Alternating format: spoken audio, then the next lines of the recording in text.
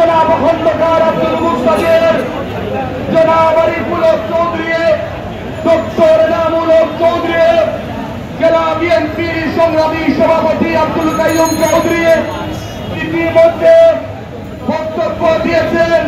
কেন্দ্রীয় নির্বাহী কমিটির সহ সাংগঠনিক সম্পাদক মিফতাহ সিদ্দিকী, উপস্থিত কেন্দ্রীয় কমিটির সম্মানিত সদস্য জনাব আবুল কায়ের শামীম, আজকের এই সমাবেশে উপস্থিত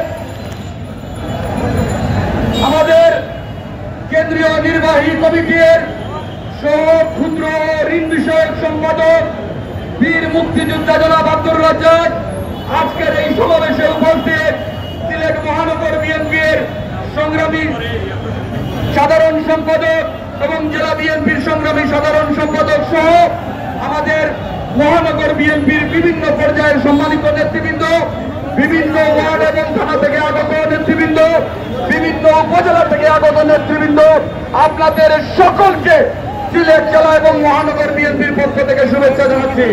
বক্তব্য দীর্ঘায়িত করার সুযোগ নেই। গত বছর আজকের এই দিনে গ্রেফতার হয়েছিলাম, ঠিক 1 বছর পরে আজকের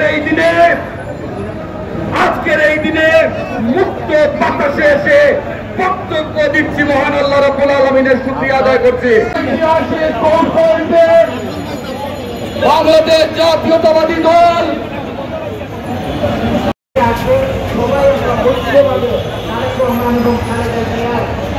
নিশ্চয় অনুযায়ী আমরা কার্যক্রম বাস্তবায়ন করব। বাংলাদেশ জিন্দাবাদ, শহীদ প্রেসিডেন্ট জিয়াউর রহমান অমর হোক এবং খালেদা জিয়া জিন্দাবাদ, তারেক রহমান জিন্দাবাদ। আমাদের মাঝে স্বেচ্ছাসেবক দল মহানগরের আহ্বায়ক এবং সদস্যদের নেতৃত্বে আমাদের মাঝে বক্তব্য হয়েছে। আমাদের মাঝে উপস্থিত আছেন মহানগর বিএনপি সভাপতি জামান, এক পর্যায়ে বক্তব্য রাখবেন আজকের এই সভার সম্মানিত সভাপতি মহানগর বিএনপির সভাপতি জনাব রেজাউল হাসান চৌধুরী। প্রিয় বন্ধুগণ, মিছিল শুরুর সাথে আপনারা এখানে উপদেষ্টা অনুরোধ করেছেন আপনারা সবাই নীরবতা পালন করবেন। ধন্যবাদ।